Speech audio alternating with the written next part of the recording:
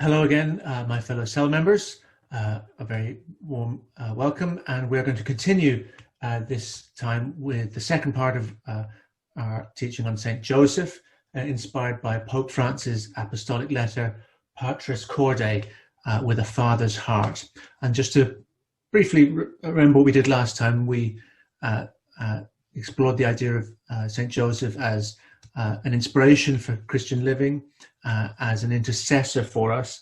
And we spent a little bit of time on the Gospels of Matthew and Luke, especially the idea of St. Joseph as a tecton, a craftsman or builder.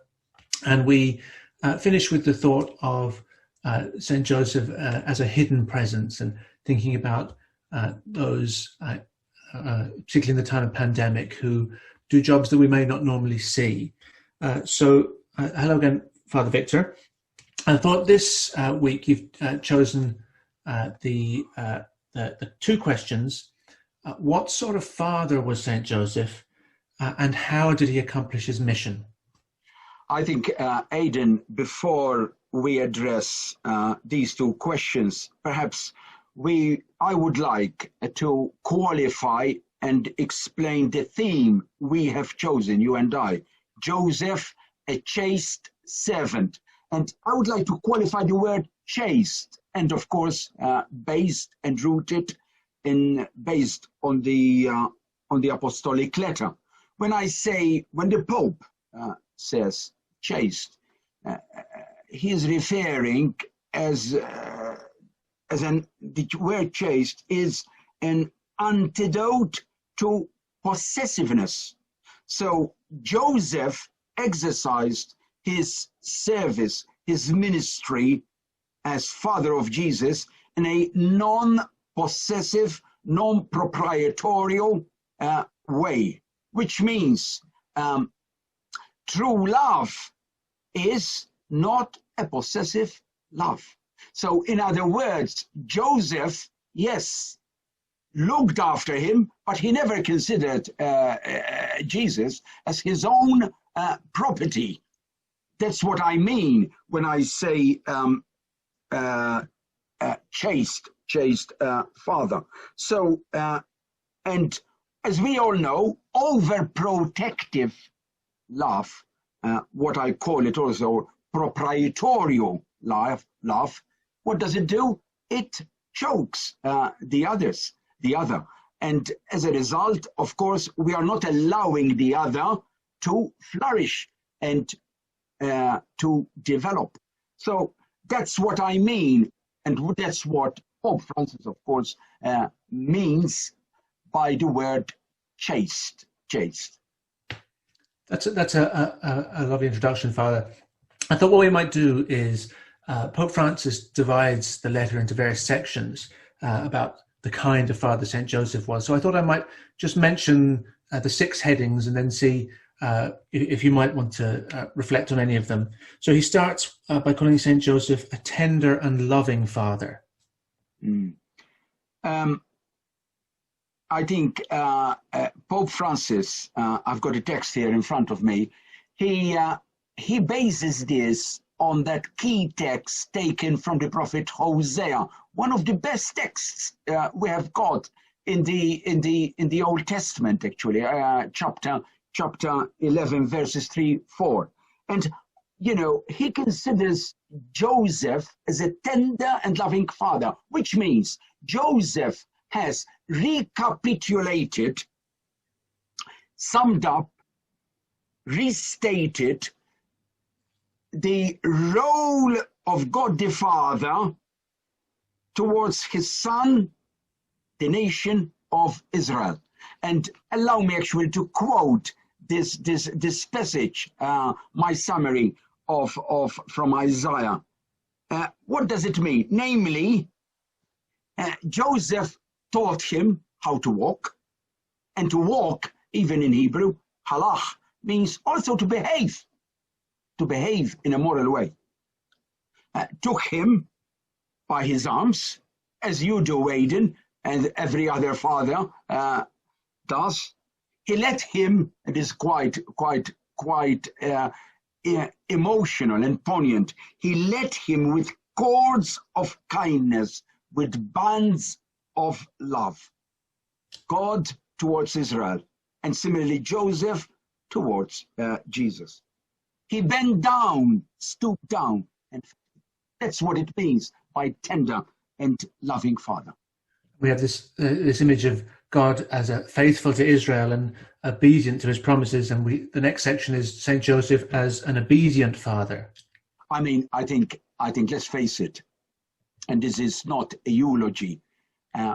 I personally, and Pope Francis also mentions this, you can see the obedience of Joseph on par with the obedience of Mary at the Annunciation, and also on par with Jesus at the Garden of Gethsemane. But if we refer this to last week, we see his obedience in the way how he responded in those 4 dreams. I call them critical points, 4 critical points in Joseph's life. First, the first dream about how Jesus was conceived. How did he respond?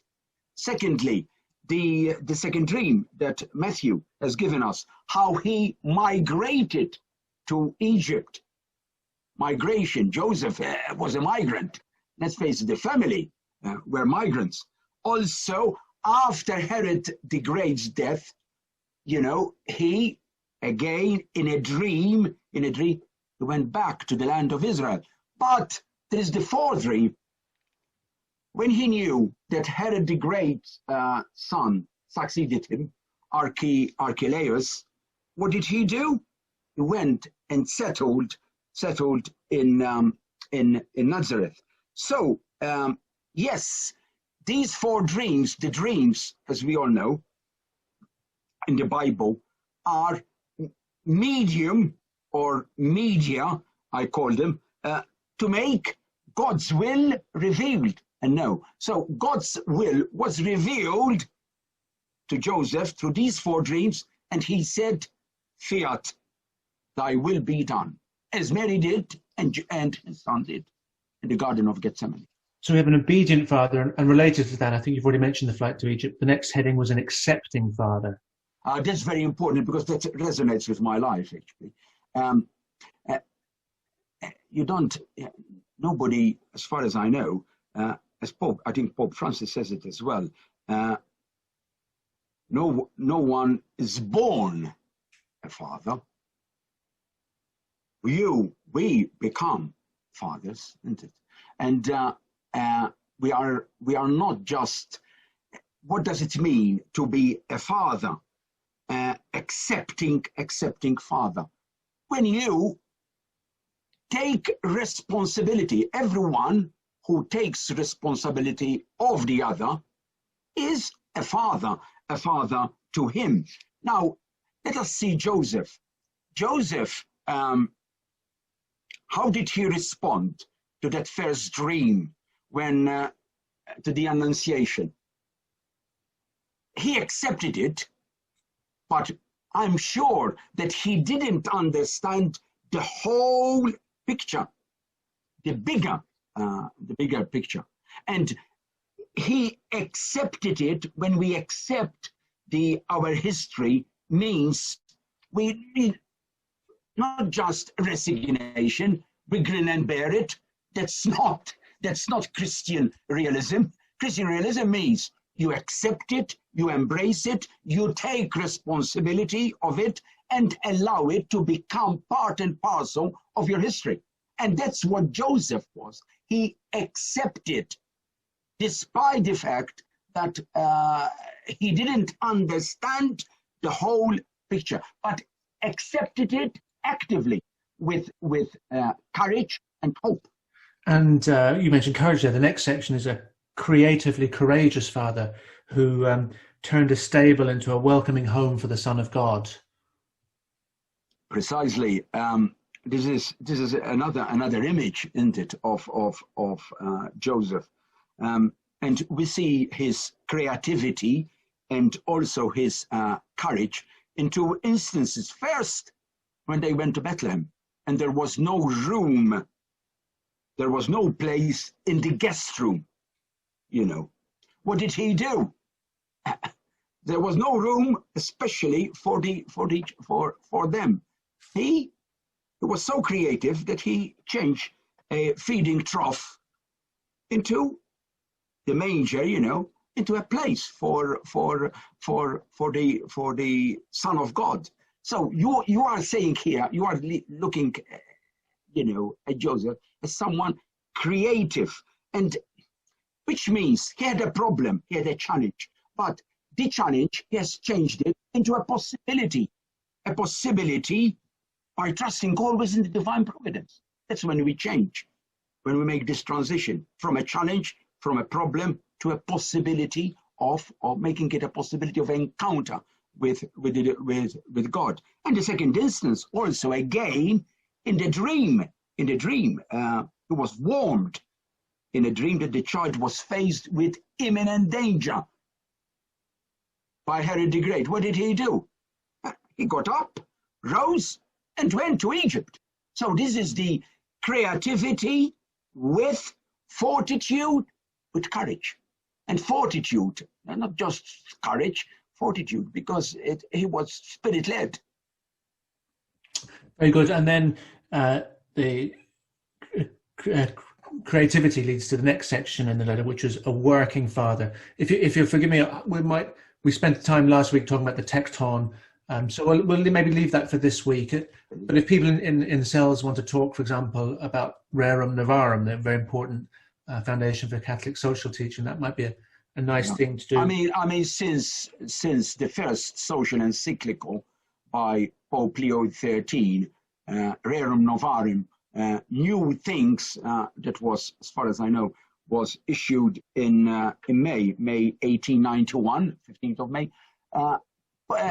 Joseph has been linked with being a craftsman, a builder, a carpenter. So, I mean, and we are sure, I think we can imagine that Jesus inherited the trade, so to speak, learned the value and the dignity and the joy of work from his father. So these are the three key words that Pope Francis here says in the apostolic letter. Jesus learned the value, the dignity, and the joy of what it means to eat bread that is fruit of one's own labor.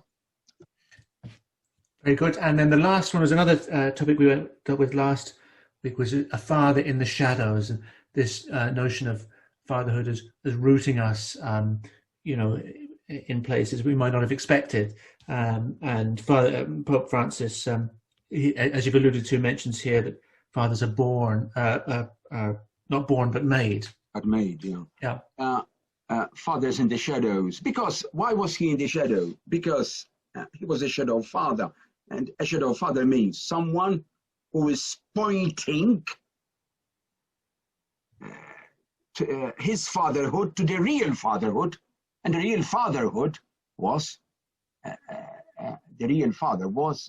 God the Father. So Joseph, and this is links, of course, with the title. He was chaste in that sense, as I said, that he respects the son's freedom and allow him to grow.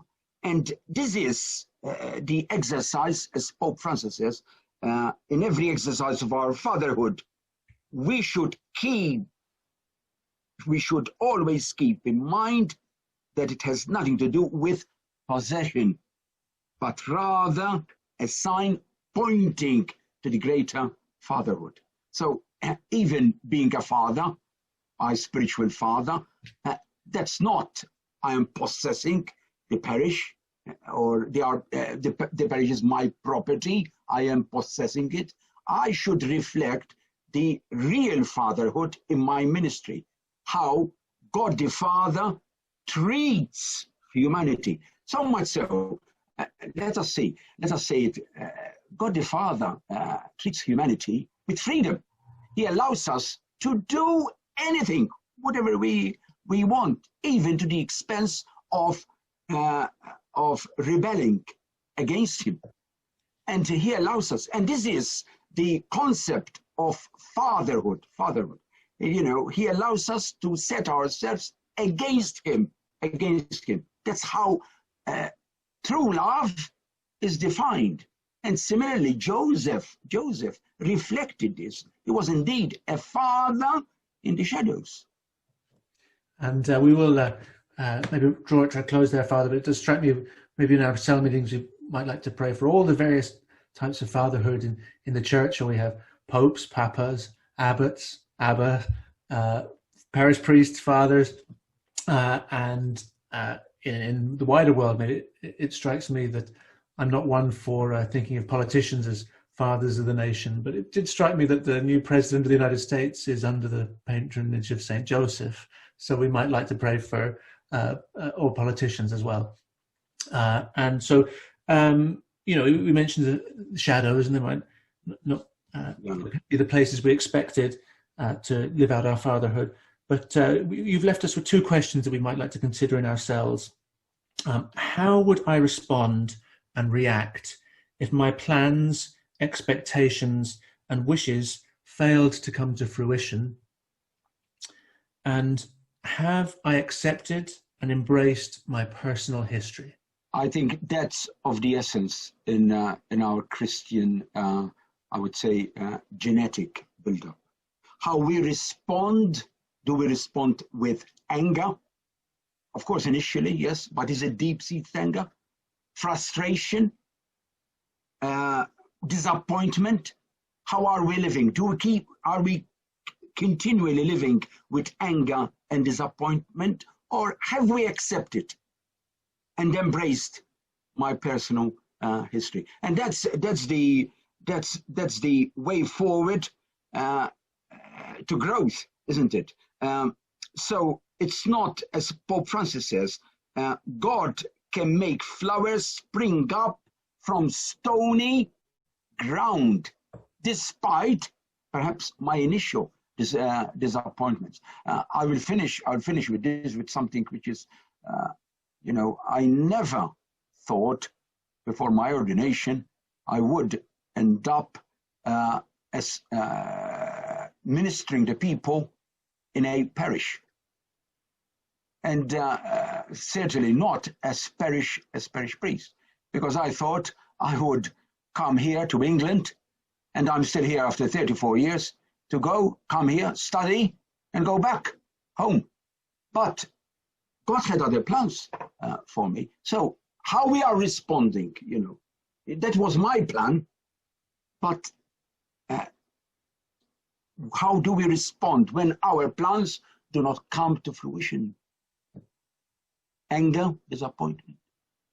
That's the message that Pope Francis is telling us through this apostolic letter. And of course, Saint Joseph is the embodiment of a Christian response, despite that whatever happened was perhaps not his wishes or his likes and his plans in accordance with his expectations.